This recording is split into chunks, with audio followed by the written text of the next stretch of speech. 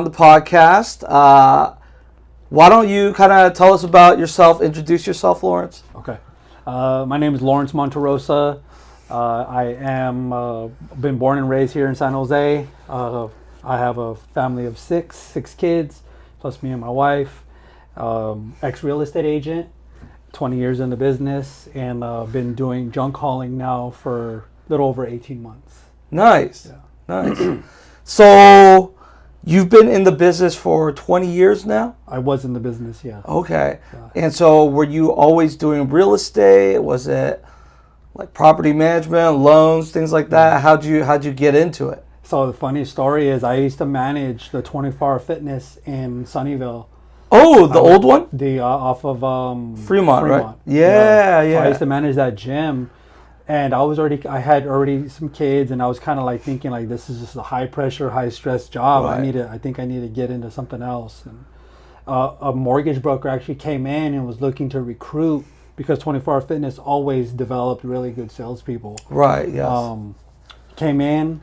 I walked him around, did a full presentation, tried to sell him on some personal training, and he's like, he's like, honestly, listen, I'm not going to buy a membership. I'm here recruiting.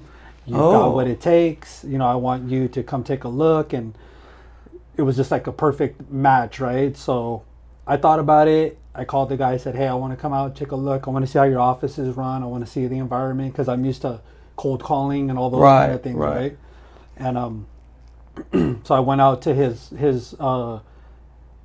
office, which was actually off of McCarthy and Montague at the time. Okay. It was called Atlantic Bancorp. Uh-huh. Shout out to AJ Nizam for getting me my first start. Hey, is he still in the business? I think he is. I think he's up in Fremont. Okay. But anyhow, went in there and I was watching his salespeople, and again, nothing against what he had going on, but I was like, I will kick everybody's ass in this office. Right. Because I came from a very competitive sales environment. Uh-huh. And I was watching them make their phone calls, and just like, I was like, this is a good opportunity when he was telling me the money they were making and the schedule. And so I was like, you know what? I'm going to give it a try.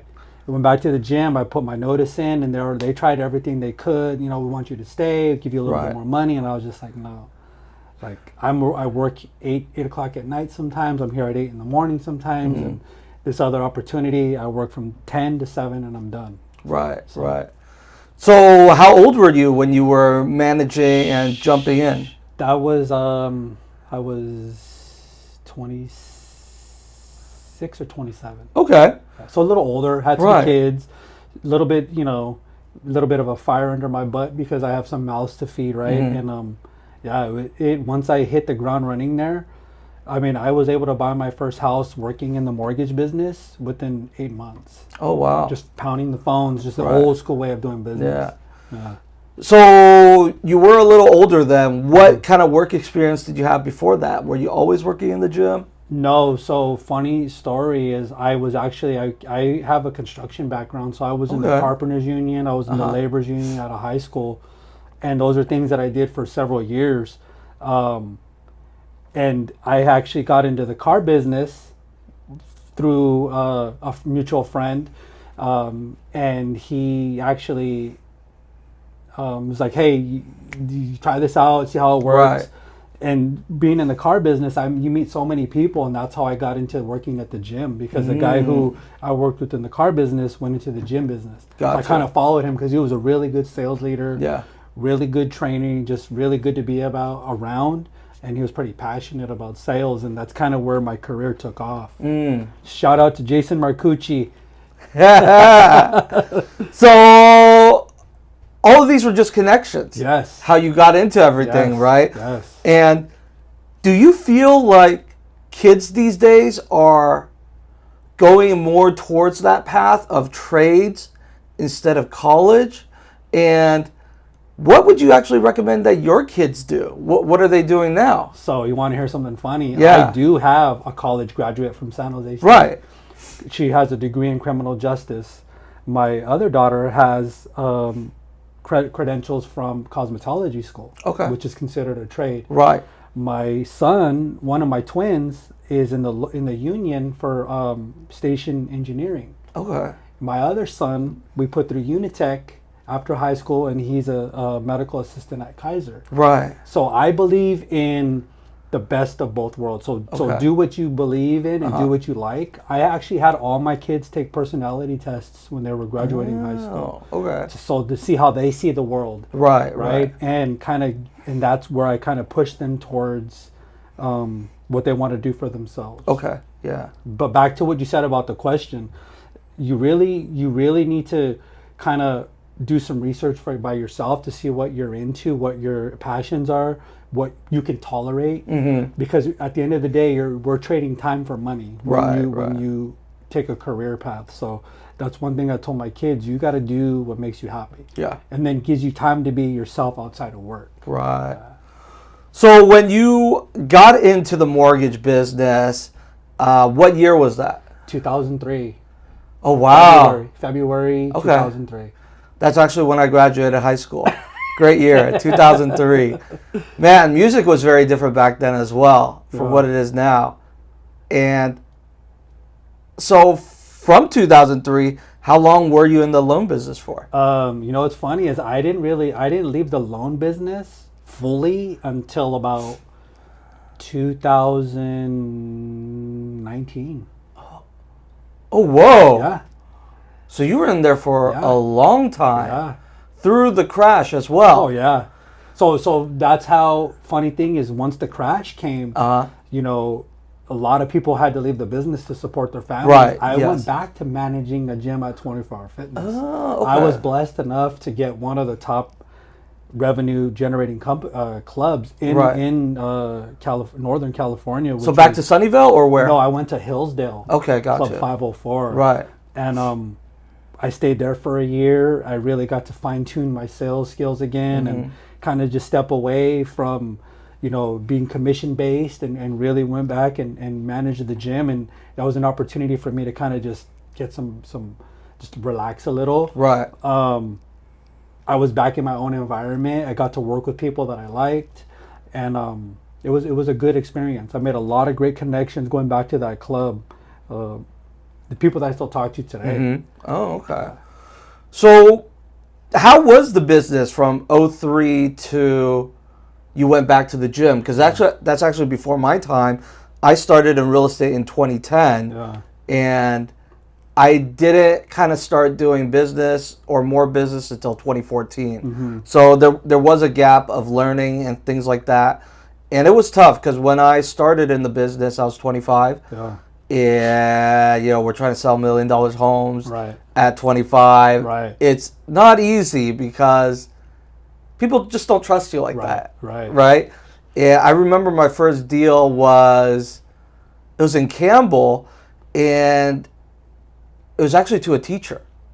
Okay. So it was my first open house. Yeah. And I remember it was a condo in Saratoga because I started at Saratoga Coldwell Banker. And, the client walked in and he was nice. But once he told me he was a teacher, I was like, get out of here, man. You can't afford these homes that, even though they're just $600,000-700,000, but you always hear about teachers not making that much money. And, I kept following up with him, and I eventually found out that what happened was his dad had passed away. So he got an inheritance, and that was partially why we were able to buy something. And luckily for him, because the market did crash, but he's been in the Bay Area for a while, and we just bought a starter condo for like $600,000, which is still a lot of money at that time. Yeah, exactly. It's a lot of money. And so he was super easygoing. He worked at a nature school, actually, Walden West. I don't know. Yeah, I've heard of it. Yeah, exactly. So that was my first client ever. But taking it back to 2003, I've always heard stories of how the industry used to be a little more crazy. Lenders and title, they would pay for a lot of things. Tell me about that. So it was like the wild, wild west. Right. The way it would work is, the way we would get people to contact is we would get these title reports with, it would be a book this thick, and it would have, we'd pick a zip code or a county. Right. It would have their name, phone number, and interest rate. And at that at that time, that period, what was very popular was what's called a negative amortization loan. Oh, Right. okay. So basically, it was to give the option 4 different payment options. Very minimum payment due, which only barely doesn't even cover the interest. Right. Right. Interest only, interest and principal, and like a 20-year option. Right. Well, I was taught that you sell the cheapest payment you can. Okay. Right. So I got really good at cold calling, saying, "Hey, I see your payment's this. And if you have some credit card debt, your payment can go from this. Refinance your home, pay off your Right. debt, your mortgage payment goes down. How does that sound?" We were kind of thinking about it. So I would make about 200 calls a day. Out of that 200 calls a day, I would probably average between like 5 or 6 loans a month. Okay. Anywhere from San Jose, Morgan Hill, Gilroy, Hollister. Like, I tried to stay within Santa Clara County because during that time, it was a little bit more hands-on. So you would go visit these customers to physically get their documents. Okay. Right. So I didn't want to do a lot of traffic and be stuck, traveling. So I would stay local. And that's correct. Yeah. So I started in the business when there was actually no DocuSign yet. So that's how we would have to do things. Yeah. You would either have to visit them Yeah. or they would have to come in the office and physically sign documents. Yeah.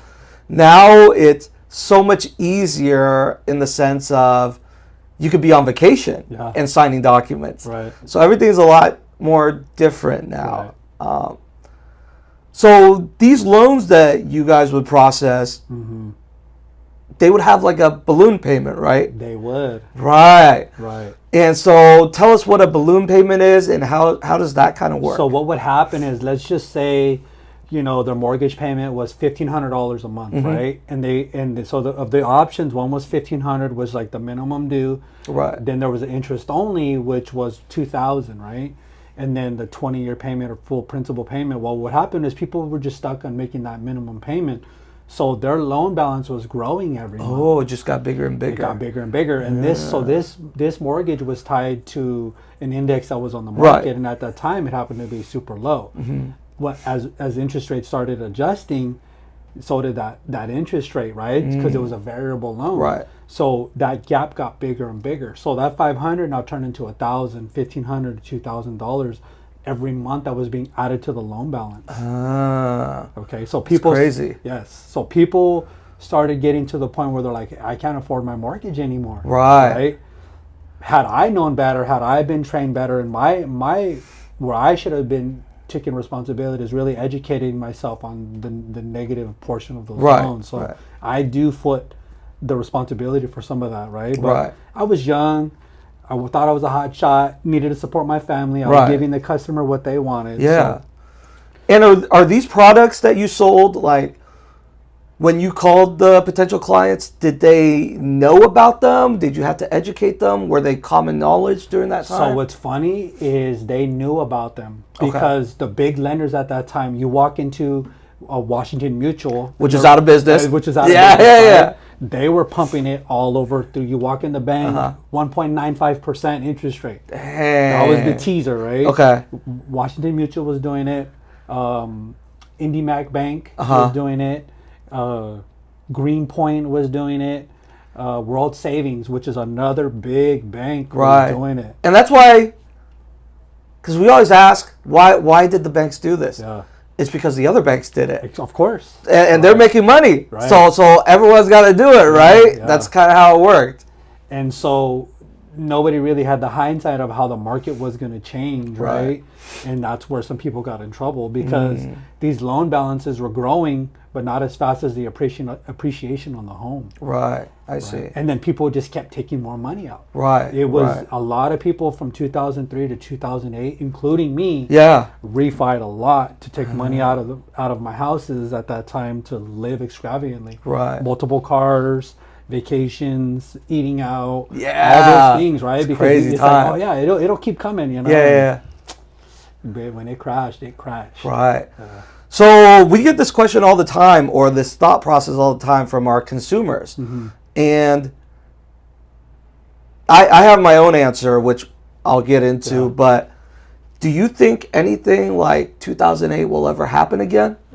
You know what's funny? I 100% do not believe that something like that will happen again. And why? Reason why is because lenders are more proficient now. They when you to even get a loan, they do a really good audit of checking your financials, even to the point where before they officially send the money to the bank, they'll call your employer one more time and say, "Hey, does so and so still work there?" Yes. They check your credit. They check, your public record for any kind of bankruptcies, IRS debt. They really do a thorough deep dive. Back then, when in 2003 to 2008, a lot of that stuff wasn't available. Right. People can get away with, having a fake social and buying a house when they weren't supposed to, Yes, right? yes. And that's a different story we can touch on, but. There was a really big real estate company that went down during this time because of their agents, and the lenders were really doing some fraudulent stuff.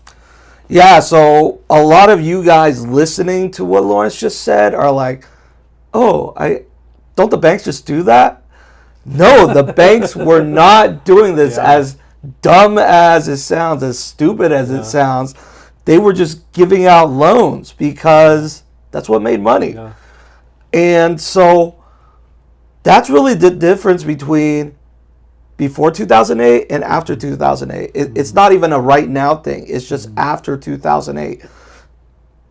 People were lying on their applications. That's a big thing. And banks were also looking the other way. Just looking the other way. Yeah. So, let's say our friend bought $1 million home. Right, which that at that time could get you a lot. Let's say they bought $1 million home. They're like, "Lawrence, dude, just lie on this application. It's so easy." And you're like, "Is it that easy?" You're just filling it out and you submit it, and the bank actually gives you a loan. Go ahead. So there was a bank term that we were throwing around really loosely. It was called a NINA loan. Okay. No income, no assets. So you literally. How can you get a loan? Yeah. So why does that make sense? On the application, you could put you were a truck driver. Right. You were this, you were that, and write whatever you want, and they didn't verify it. Right. What I think they would do internally is they would go to salary.com and those kind of resources and see, okay, does this make sense? Okay. And if it didn't. So they did do the bare minimum. Yeah. And they had what's called like a pre-underwriting or a setup of the loan. And so what happened is the account executive would look at it with their pre-processing, and if there was anything that was a no, they would send it back and say, "Hey, we need you to make some changes." So and they would guide you through those changes. I mean, to get the loan, right? So it was crazy back then. People were just lying because why wouldn't they? Their friends, dream. Right, to buy a home.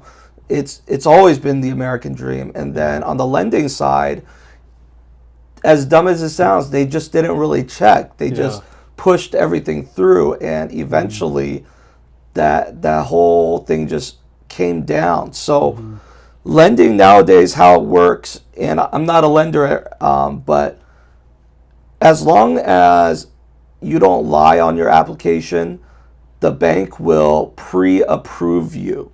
And that means that based on that pre-approval, you're going to get approved as long as nothing changes within the 30 days that you're in contract. Right. So in the Bay Area, it takes about 21 to 30 days to close because it's a very competitive area.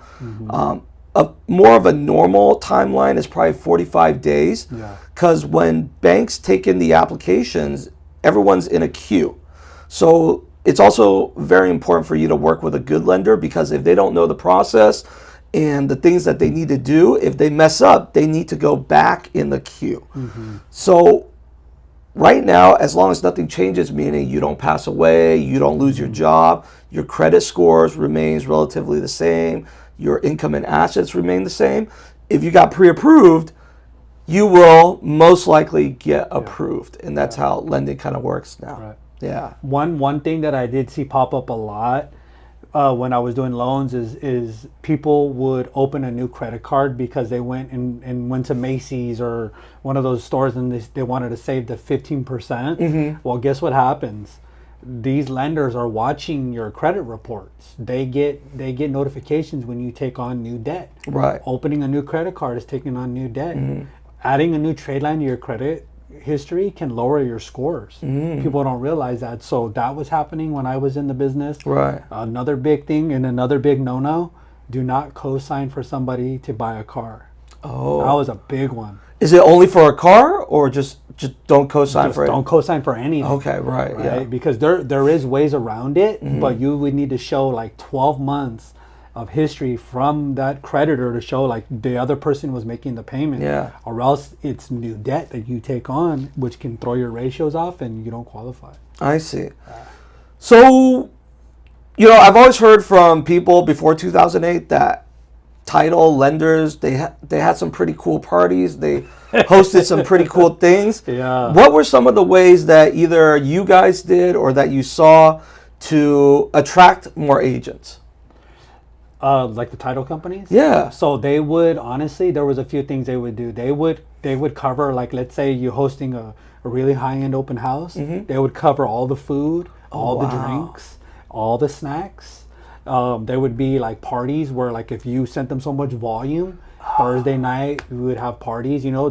Actually, funny story. I used to work in a lending office in this complex. In this complex? It was called First Choice Brokers. Okay. And our routine was the title reps that we worked with would take us to the DoubleTree Hotel. Okay. They had a bar in there on Thursday nights, and we would shut it down. Oh, wow. Thursday nights was the spot. So I think it's due to RESPA, but now, title can't pay for anything. No. They just can't pay for anything. And because that's also a big part of the '08 crash. Right.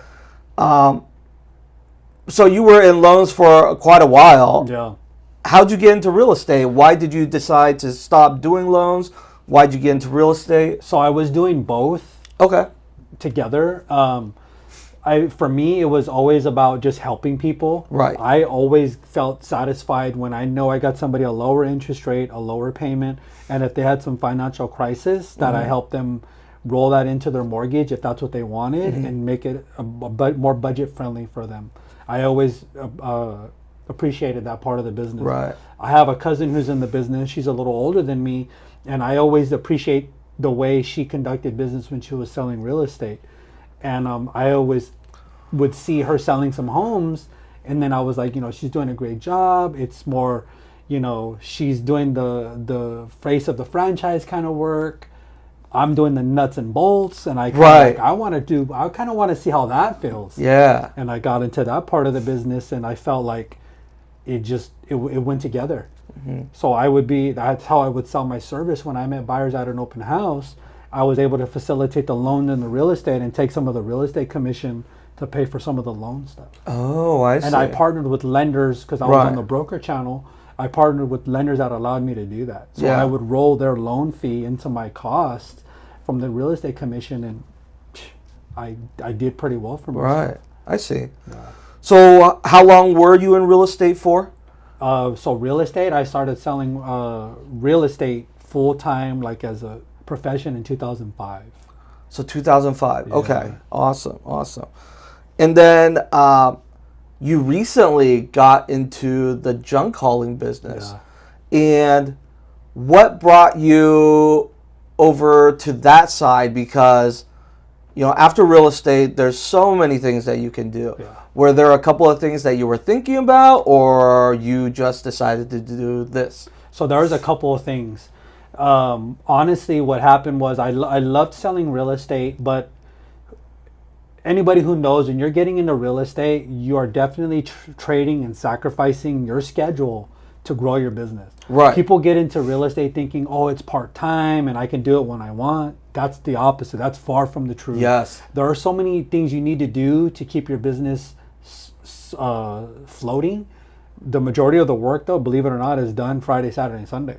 Right. And me having a family, I started missing out on milestones with my kids, right? And then, I wanted them to play sports and I wanted to be involved. And right. Real estate, with the commitment, started becoming an issue to the customer because, if I sign up for something, the customer is expecting me to make it happen. It's not just going to happen. Yeah, you got to be 100%. And so the open houses started becoming an issue.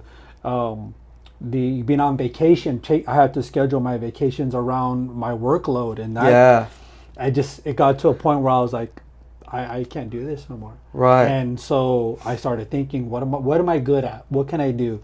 Sales was a thing. That was one thing. Starting a construction business, going back to my roots, was Right. a thing, which is something I still may do. You know, but ultimately, I wanted to work with people, and I wanted to touch money every day. Right. And I don't know if that sounds selfish, because most people don't know real estate cycle is a 90-day pay cycle. Right. In most cases, right? You work with a customer, take them out looking at houses, you find them the home, it closes escrow, you get paid. On average, it's about 90 days. Correct. Yes. You have to have savings and all that built up, Yeah. right? Well, with my business that I got into, I was thinking, what could I do where I can still service somebody and still feel satisfaction for helping them and get paid that day? Got And it. that's kind of what it narrowed it down for me. Like, this may be the thing. Got it. So right now you work with some of your sons. I do. Right. So was this like your idea? Was it kind of their idea? Yeah. Was it kind of all of yours? What happened? So it was my idea. I Okay. did, and so how I did my market research to see if this is something that's financially, can support me. I called a few people that I know that are tax preparers, accountants. I said, hey, do you have any people who are in junk hauling and light demolition? And can you give me an average on what they're making? And like anything, you're going to have your low performers. We're making, 75, 80 grand. And I Right. just say a low performer in the Right. sense of you need to make some money to live in Santa Clara County. Yeah. Right. And then there's some guys making $500,000. And when I heard that, I was like, okay, there's opportunity there. And so I started thinking, I put a plan together. Funny story. I invited all my kids through text message. I said, hey, we're going to have breakfast at Flames. I have a business opportunity for you guys, and I want you guys to listen to what I have to say. So I gave them the opportunity to make the decision. Funny thing is, I invited all the boys. They let me talk. They trust me for the Right. most part, right? They know my dad's not going to steer us wrong. Right. So I have my son Marquez there, Christian, Andrew, and Lorenzo. My 10-year-old, 11-year-old at the time. Of the four of them, two of them right away said, I'm not interested. Okay. And that was, as a father, that was a tough pill to swallow, right? Because Right. you're a father, you want them to be involved. But then I took a step back and I was like, let me hear their dynamic why. Some of them, or my son Christian was like, I don't want to get dirty. That's not my kind of work that I want to do. I'll help you when you need me, but I don't want to be involved. And I was like, you know what? That's fair. My other son, we are a lot in the same, where we kind of bump heads. He's like, I don't want to work with you like that. Right. And I was like, okay, I respect and appreciate that. My son Andrew and my son Lorenzo were like, let's do it. Oh, They okay. were like, let's do it, Dad. Like, where do we Right. sign up? So it was that feeling right there was like, okay, these guys believe in me. My other sons believe in me, but these Yeah. guys believe in me. They want to get dirty too. Right. So I was like, let's do it. So Nice. at that point, I started the process of getting the LLC set up, all the correct paperwork, all the business bank accounts. And the funny thing is, I listed my son Andrew and Lorenzo. They're owners of the business. Got it. So we're equally owners. Of course, I get that 1 extra %. Right. Yeah. But we're all equally listed on the company paperwork. And I wanted to show them, like, this is how we're going to grow this. Nice. Good. And then, so what does the job entail? So what's funny is people think like junk hauling, it's like a dirty job. Right. It's not. Like Okay. my job, believe it or not, 8 times out of 10, I'm solving someone's problem. 8 times out of 10. Right. A lot of our business comes from real estate agents. They call me, hey, I need this property cleaned out. I need to get it ready for the market. All these different things. And in my mind, when I was an agent, my vendors were my number ones. Like, if they took care of me, I'm going to send them business. So I remember Yes. that. I take care of my agents when they call me. I try to get there within 24 hours, 48 hours.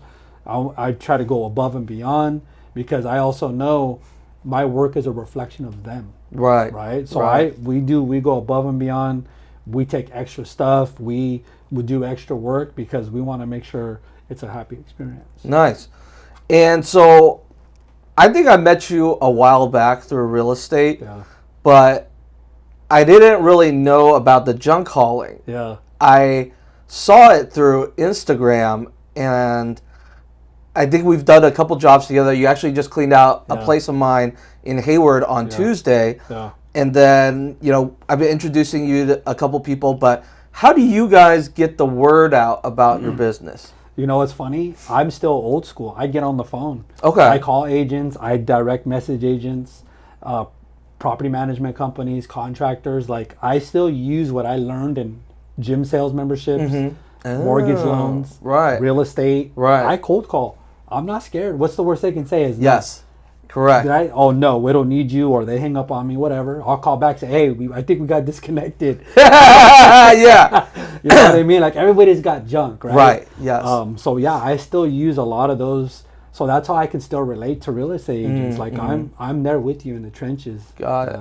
So do you guys literally dump everything? How does it work? Where as a normal person, I don't know where to go dump things. Where do you guys go? That's a secret. Okay, I got you. Yeah. You know what? There's a couple different locations I use throughout Santa Clara County, depending on where I'm at, right? So the way that I look at it, the least amount of travel time with the load is what I want to do. So like, if I'm around Central San Jose, I try to go to a place on 7th Street called Valley. Okay. If I'm in our part of town, South San Jose, I go to Guadalupe Mines or Kirby, which is like on the borderline of Morgan Hill. Because what I'm thinking about is dumping and getting back to the next job. Right. The proximity. That's I the drive most important. I drive a diesel truck, a lot on gas, right? So not only that, paying myself and my help, right? Like, I don't want to go to a dump in Fremont, and have to pay for labor. Correct. Going back and forth. So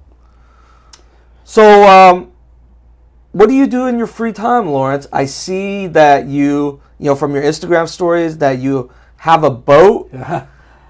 Tell me about that. When did you first get into like boating? When did you buy your first boat? Things like that. So honestly, I got into boating in the early 2000s. Like, I literally, when the market started crashing, I was literally at Mastercraft designing a boat that I was going to buy. Like a brand new one. Brand new Mastercraft. It was off of El Camino or Stevens Creek. Right. Like, I went in there, was ready to pay a deposit. I want this boat, all the design, right? And then I started hearing the rumbling, hey, there's some changes coming, hold your money. It's a good thing I didn't buy that boat back then, but I've always had friends who had boats. It was something that I liked, so we'd go camping, I'd drive their boat, and it was something like always wanted to do. But again, going back to real estate, I couldn't just take off for a weekend because customers have your expectations. Yes. So my plan was put on pause.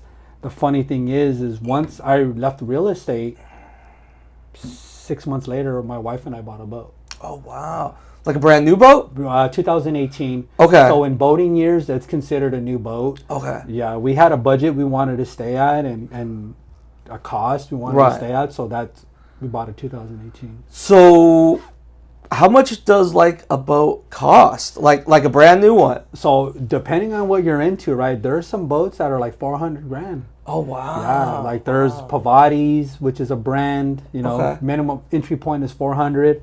You have your Supreme, 120 to 150. You have your Aeronautique, 175 to 200, 250. You have your Mastercraft, 150. You have your Malibus. Like it just depends on what your budget is. The good thing about boating is the financing. They got smart, so you can get a 20-year loan. Oh, wow. Whereas before it was 5 to 8 to 10 years. Gotcha. So they've gotten smart. As the cost to buy a boat has gone up, they've gotten smart with the financing. So like, a car, when you buy a brand new car, you take it off the lot, it depreciates by a certain percent. What is it for kind of like boats? So the funny thing is, depending on the boat you buy, they may depreciate, if anything, 5% a year. Okay. The higher end boats keep their value. Right. But if you buy a lower level boat, entry level boat, there's some brands that they lose value right away. I see. So anybody who's thinking about boating, do your research. Good boats that retain value are the ones I named. There's also Sanger, Centurion, to name a few. Moomba, Yeah. Axis. Do you guys ever take it to the ocean, to saltwater, or do you just do lakes? I just do strictly lakes. Okay, Because cool. saltwater, what it does, more maintenance. More maintenance. Yeah. It does wear the motor a little bit more. Oh, really? Yeah, and then saltwater, when you see saltwater, it's choppy. Oh, So I most see. people, they get on a boat, they can't do choppy water. So Got I it, don't, right. and I don't want anybody throwing up all over my boat. Yeah, yeah.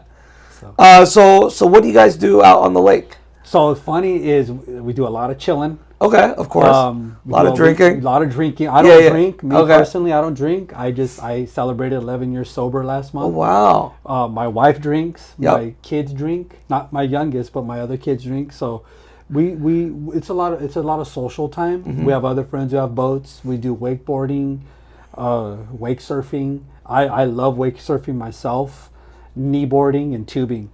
Oh, wow. And so we have a rule. And it's funny. Anybody who knows me, if they get on my boat on the tube, they're signing up at their own risk. Yeah. I should have a waiver because I whip people's Oh, my gosh. asses on that tube. That is exciting. So, was it a big summer for you guys? Were you guys out there a lot? You know, What's your schedule like? We holiday weekends. I take it off. Okay. We leave Friday morning. So like the holiday that just passed. Yeah. We left Friday morning about 10 o'clock, and we're on the water by 1 o'clock. Oh, I see. We went to Lake Berryessa, and Okay.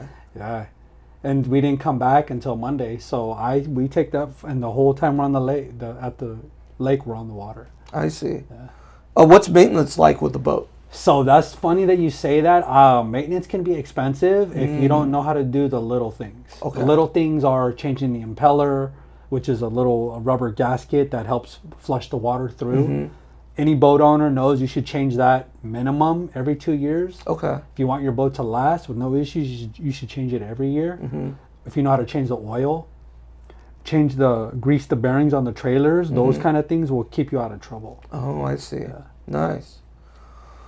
Well, that's it for today's podcast. You got to know Lawrence a little bit. Definitely check out their company, All Roses Junk Hauling. They're on Instagram. Yep. Where else are you guys on social? Facebook. Okay. We're on TikTok. We're on Nextdoor. We're on Google. We're on LinkedIn. Oh, nice. Yeah, we're pretty much like real estate. We try to touch every platform. If you want to see some of our feedback from our customers, take a look on Nextdoor and Google. Can see some of our reviews from our customers, which is important. We know there's a lot of people that do what we do, but we're going to do it better. Got it. Yeah. Hey, what's your take on real estate right now? You know what? Me personally, I love real estate. If you're going to, right now is still a great time to buy. The appreciation is great. Of course. The interest rates are at a very favorable situation right now. If you're going to buy or sell a property and move into something, from now to the end of the year is the best time. Right. It is always in my the best personal time. opinion. Yeah. And I think this winter is actually going to be pretty hot with rates coming down. Yeah. There's already been news of that. Yeah. Nothing's happened yet, but we're going to see September 18th what the Fed decides to do. Yeah. Also, we're seeing a lot more inventory on the market recently. So open houses have been pretty busy. We're getting 20 plus people. And so we're foreseeing it's going to be a hot winter, and we'll see what next year is like. One thing that I do want to pass on to your viewers and your followers is, and you've done this before, is there's certain things you need to do to get your home prepped for the market. Mm-hmm. Spend the money, because it's going to get you that much more back in the return on time on market, the stress, amount of offers you get. All you need is 2 offers to really generate the price that you want, right? And that comes from having a property that looks really, really well done. I would say that Lawrence is our first call, because we always want to declutter the place. Right. Decluttering is the most important thing. Yep. Even if you don't update the place, we want to declutter it and just make it feel open. Mm-hmm. A tip we always give our sellers is just remove all the eyeballs from the home. So that's just photos staring at you, anything like that, and make it less personal. That's always what we want to do, and Lawrence is a great guy for that. You can check out his reviews. He's done a couple jobs for us, and it's always really good. At the end, it always looks a lot better. Thank you. Appreciate that. Absolutely. So that's going to be it for this month. Check out our future podcasts, and we'll see you on the next one. See you guys later.